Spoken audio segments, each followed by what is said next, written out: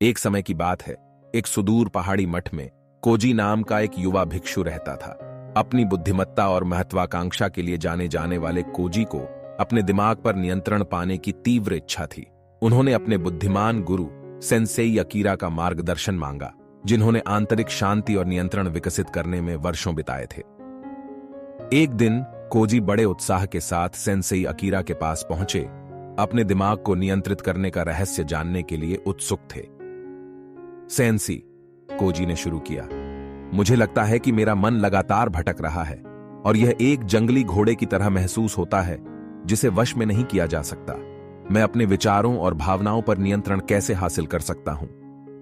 Sensei Akira धीरे से मुस्कुराई और कोजी को अपने पीछे आने का इशारा किया। वे पास के जंगल में चले गए, जहां एक गरजती हुई नदी बड़े वेग से बहती थी। नदी का निरीक्षण करें कोजी, सेंसेई अकीरा ने कहा। आपको क्या लगा? कोजी ने नदी की ओर देखा। उसकी तेज धाराएं चट्टानों से टकरा रही थीं।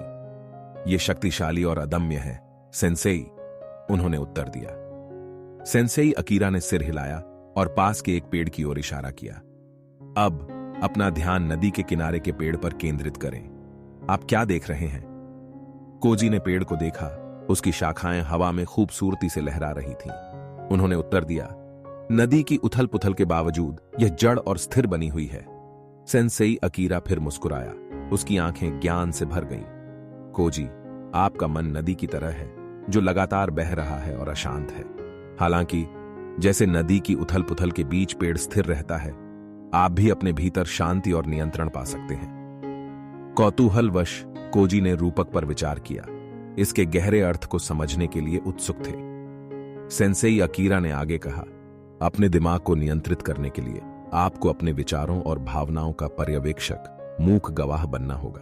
उनकी धाराओं में बह जाने के बजाय जागरूकता में स्थिर रहना सीखें।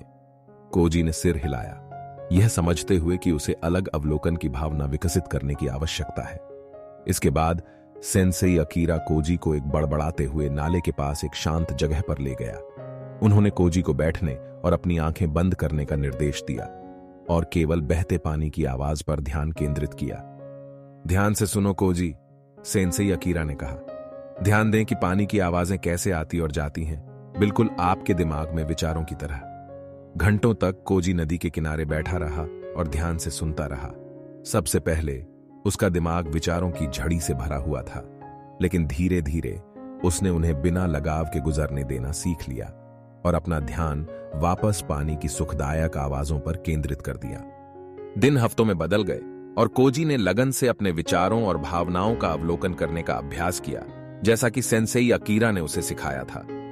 समय के साथ उन्होंने अपने भीतर एक सूक्ष्म बदलाव देखा।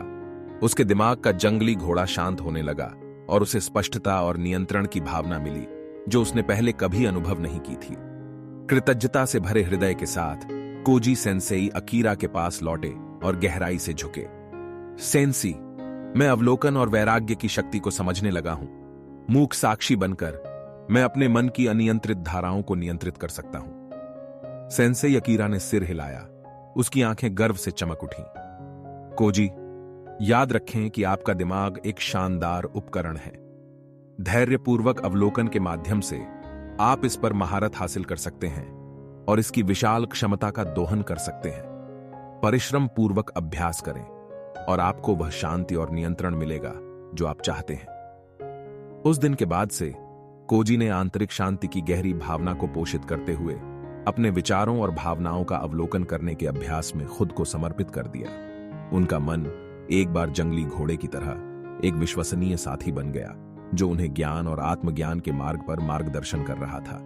और इसलिए कोजी की कहानी एक कालातीत अनुस्मारक के रूप में कार्य करती है कि धैर्यपूर्वक अवलोकन और अलग जागरूकता के माध्यम से हम जीवन की बदलती धाराओं के बीच शांति और नियंत्रण की गहरी भावना प्राप्त करके अपने दिमाग पर महारत हासिल कर सकते हैं। इस वीडियो को देखने के लिए आपका बहुत बहुत धन्यवाद।